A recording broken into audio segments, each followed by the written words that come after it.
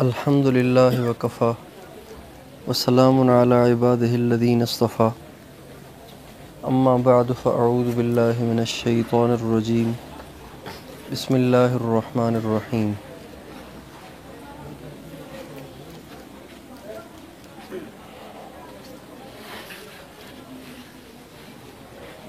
یا ایہا الذین آمنوا اذکروا اللہ ذکرا کثیرا وسبحوہ بکرۃ واصیلا سبحان ربک رب العزۃ عما یصفون وسلام علی المرسلین والحمد للہ رب العالمین اللہم صلی علی سیدنا محمد وعلی آل سیدنا محمد وبارک وسلم۔ اللہ تعالیٰ نے دنیا کے سارے انسانوں کی کامیابی صرف دین میں رکھی ہے، اور دین زندگیوں میں محنت سے آتا ہے، اور اس محنت کے مختلف اجزاء ہیں۔ وہ محنت کئی صورتوں میں تقسیم ہے، جیسے جسم ہے، انسان ہے، انسان کا جسم ہے اور انسان کے جسم کی روح ہے، پھر جسم میں بھی سر ہے، کوئی ہاتھ ہے، کوئی پاؤں ہے، کوئی دل ہے، کوئی پھیپھڑا ہے، کوئی گردہ ہے۔ تو اسی طرح سے دین کی بہت سی محنتیں مل کر پھر دین زندہ ہوتا ہے۔ دین کسی ایک چیز سے زندہ نہیں ہوتا، مختلف کام کرنے پڑتے ہیں جس سے دین زندہ ہوتا ہے۔ جیسے اگر آپ نے گھر بنانا ہے تو آپ کو پتھر بھی چاہیے، آپ کو سیمنٹ بھی چاہیے، آپ کو پانی بھی چاہیے، آپ کو مستری اور مزدور بھی چاہیے، آپ کو سریا بھی چاہیے۔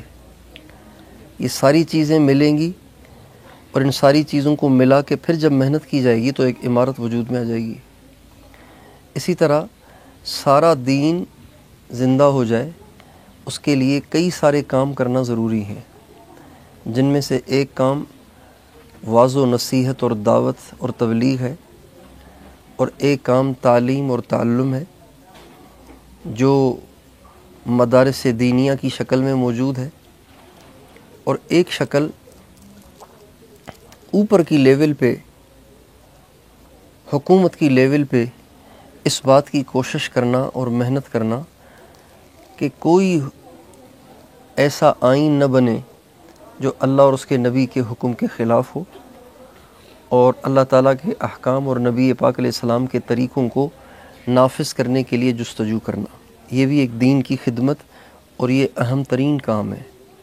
اور ایک کام یہ ہے کہ نفوس کا تزکیہ ہو، اللہ سے تعلق ہو، اللہ سے محبت ہو، آخرت کی فکر ہو، دنیا سے بے رغبتی ہو۔ ایک یہ کام ہے، اور یہ جو آخر والا کام ہے یہ ان سارے کاموں کی روح ہے۔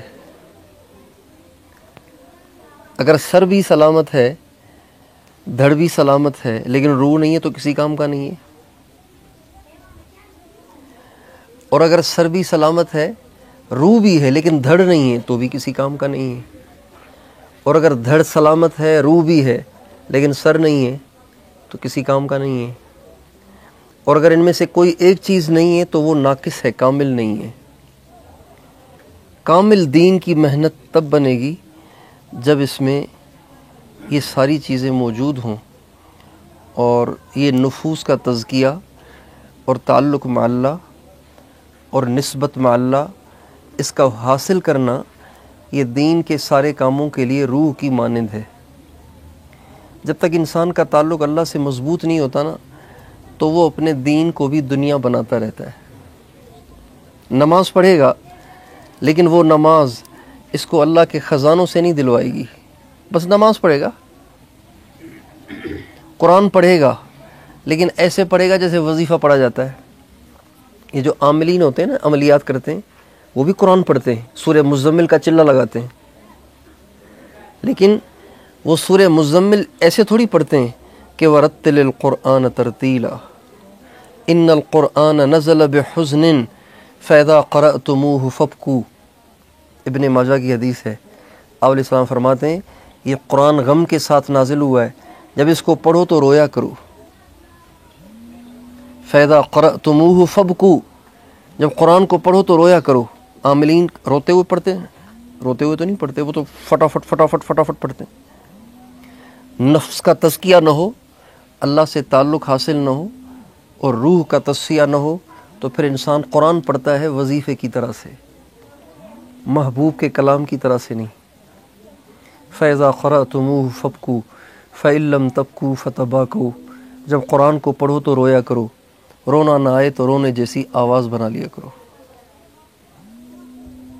ہمارے اکابر قرآن پاک کو پڑھتے تھے، بہت روتے تھے۔ حضرت عمر رضی اللہ تعالیٰ عنہ فجر کی نماز میں نماز پڑھاتے ہوئے بعض دفعہ اتنا روتے کہ بے ہوش ہو کر گر جاتے تھے۔ ایک دفعہ سورہ طٰہٰ پڑھ رہے تھے اور سورہ طٰہٰ پڑھتے ہوئے اس آیت پہ پہنچے، انما اشکو بثی وحزنی الی اللہ، اس آیت پہ پہنچے، اتنا روئے کہ آواز بند ہو گئی اور بے ہوش ہو کے گر گئے۔ گھر اٹھا کے لائے گئے، کئی دن تک گھر میں نماز پڑھتے رہے، مسجد میں جانے کی ہمت نہیں تھی، اتنے بیمار تھے۔ تو جب آدمی کے نفس کا تزکیہ ہو جاتا ہے، اللہ سے تعلق بن جاتا ہے، تو پھر نیکی، اس کی نیکی کا معیار بلند ہو جاتا ہے۔ دیکھیں، ایک پیسے وہ ہوتے ہیں جو عام استعمال ہوتے ہیں، ایک پیسے وہ ہوتے ہیں جو بچے دکان سے خرید کے لاتے ہیں عید کے دن، جس پہ عید مبارک لکھا ہوتا ہے، پاکستان زندہ باد لکھا ہوتا ہے۔ ایک وہ پیسے ہیں، وہ بھی پیسے ہیں، یہ بھی پیسے ہیں، لیکن ان پیسوں کی کوئی ویلیو نہیں ہے، وہ پیسے بیکار ہیں۔ ان پیسوں کے 1000 کے نوٹ کی ایک ٹافی بھی نہیں ملے گی، 1000 کا نوٹ لے جائیں ٹافی بھی نہیں ملے گی۔ جب انسان کے دل کا تزکیہ نہ ہو، اس کے اندر اخلاص نہ ہو، اللہ سے محبت نہ ہو، اللہ سے تعلق نہ ہو، تو اس کی نمازوں کی مثال بس اسی کی سی ہے، وہ جو نوٹ جس پہ عید مبارک لکھا ہوتا ہے نا، اس کی سی ہے۔ اور جب اللہ سے تعلق قائم ہو جائے، اللہ سے محبت ہو جائے، تو پھر اس کی قیمت بہت بلند ہو جاتی ہے۔ آپ علیہ السلام کا ارشاد ہے، لا تسبوا اصحابی، میرے صحابہ کو برا بھلا مت کہنا، اس لیے کہ اگر تم احد پہاڑ سونے کا صدقہ کرو تو میرے صحابہ کے ایک مد گندم کے برابر نہیں ہو سکتے، جو کے برابر نہیں ہو سکتے، ایک مد۔ چونکہ ان کا اخلاص اتنا تھا، ان کو اللہ کا تعلق اتنا زیادہ حاصل تھا، تو اللہ سے تعلق کا جو راستہ ہے وہ یہ تصوف ہے۔ اس کا مقصد ہی اللہ سے تعلق پیدا کرنا، اللہ سے محبت پیدا کرنا، اللہ سے عشق پیدا کرنا، آخرت کی فکر پیدا کرنا، نمازوں میں دھیان پیدا کرنا، گناہوں سے نفرت پیدا کرنا۔ ہمارے حضرت کا ایک ملفوظ ہے، وہ فرماتے ہیں تصوف کا مقصود یہ ہے کہ مکروہات شرعیہ مکروہات طبعیہ بن جائیں۔ تصوف کا مقصد یہ ہے کہ مکروہات شرعیہ مکروہات طبعیہ بن جائیں۔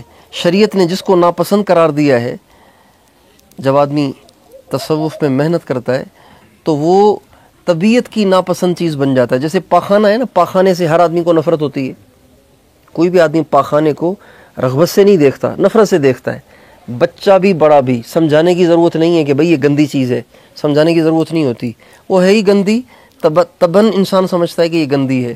جب انسان محنت کرتا ہے، اپنے نفس کا تزکیہ کر لیتا ہے، تو پھر اس کو زنا سے ایسے نفرت ہو جاتی ہے جیسے پاخانے سے، اس کو جھوٹ سے ایسے نفرت ہو جاتی ہے جیسے پاخانے سے، اس کو بد نظری اور میوزک سے اور بدگمانی اور غیبت سے ایسے، اور تحقیر اور تذلیل سے اور بد کلامی اور بدتمیزی اور دل آزاری سے، ظلم و ستم سے ایسے نفرت ہو جاتی ہے جیسے پیشاب سے، پاخانے سے نفرت ہوتی ہے۔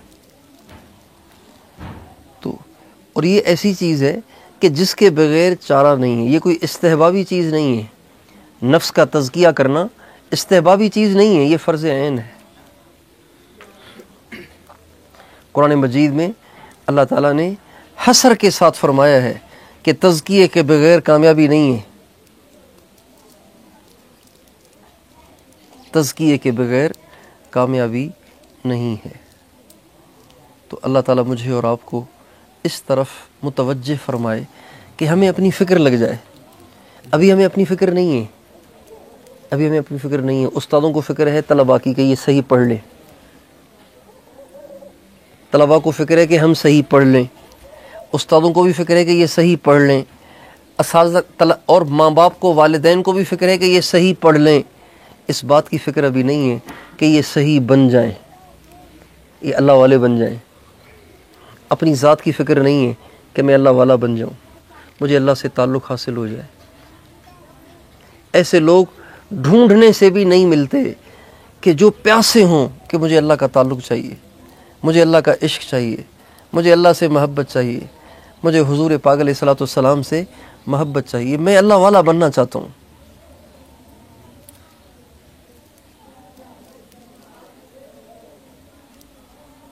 آج سے کچھ عرصہ پہلے ایسے لوگ ہوتے تھے کہ جو اللہ کے تعلق کے لیے ایسے تڑپتے تھے جیسے مچھلی بغیر پانی کے تڑپتی ہے۔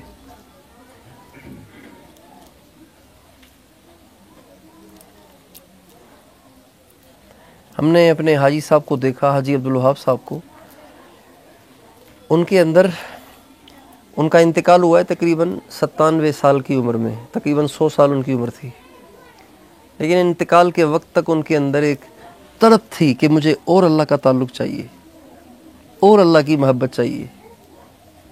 ان کے اندر ایک تڑپ تھی، یعنی وہ مطمئن نہیں ہو گئے تھے۔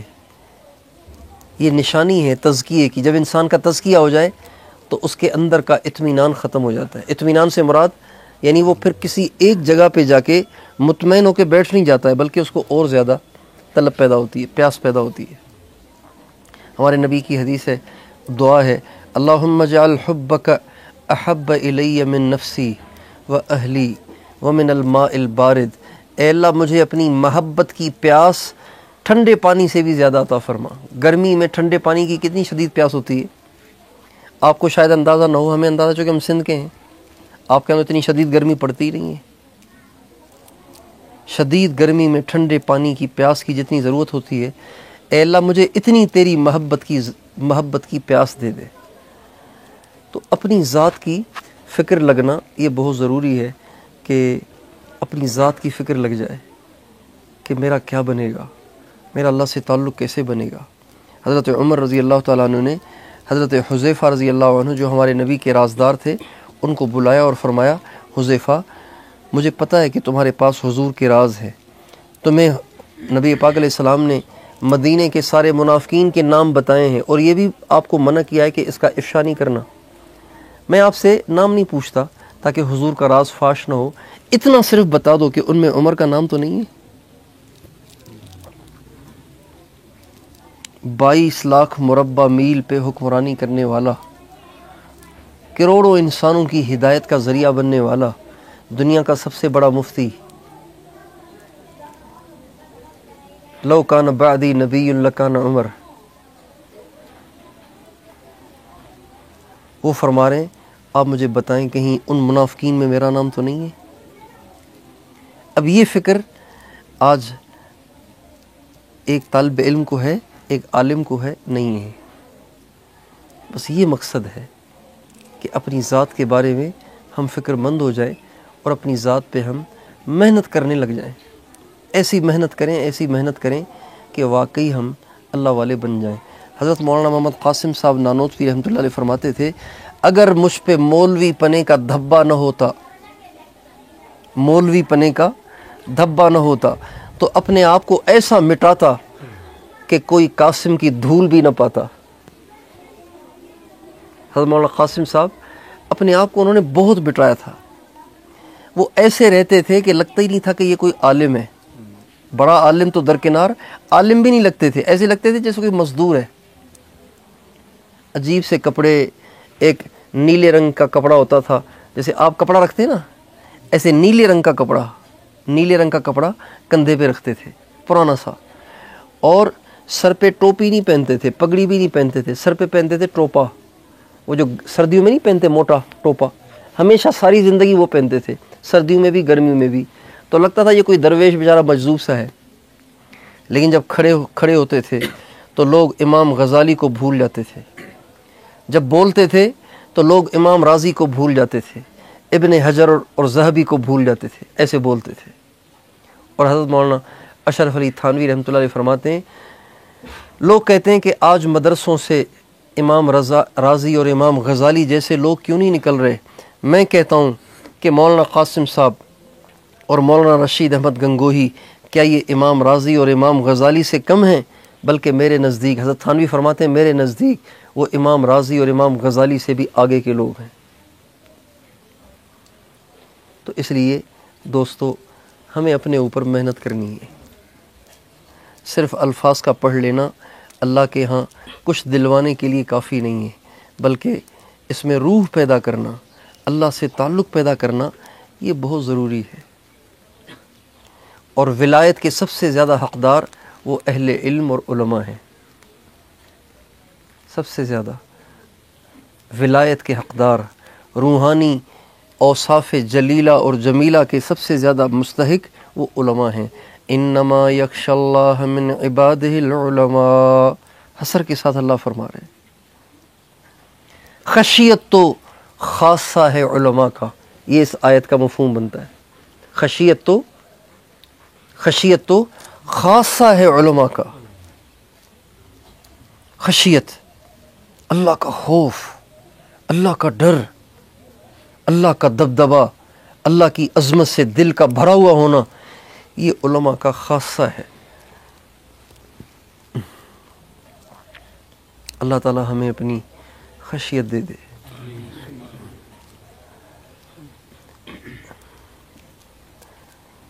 انما المؤمنون الذين اذا ذكر الله وجلت قلوبهم واذا تليت عليهم آياته زادتهم ایمانا وعلى ربهم يتوکلون۔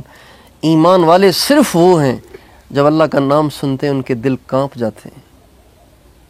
اللہ اف نو، جیسے کسی زیادہ پٹائی کرنے والے، زیادہ روبدار، سخت طبیعت کے استاد سے بچے ڈرتے ہیں نا، نام سنتے ہی ایک دم ٹھیک ہو کے بیٹھ جاتے ہیں۔ ایمان والے اللہ کا نام سن کے لرز جاتے ہیں، اور جب قرآن کی آیت سنتے ہیں ان کا ایمان بڑھ جاتا ہے، اور وہ کسی پہ بھروسہ نہیں کرتے۔ وَعَلَىٰ رَبِّهِمْ يَتَوَكَّلُونَ، جار مجرور کو مقدم کر کے اس میں حصر پیدا کر دیا کہ صرف اللہ پہ بھروسہ کرتے ہیں اور کسی پہ بھروسہ نہیں ان کو۔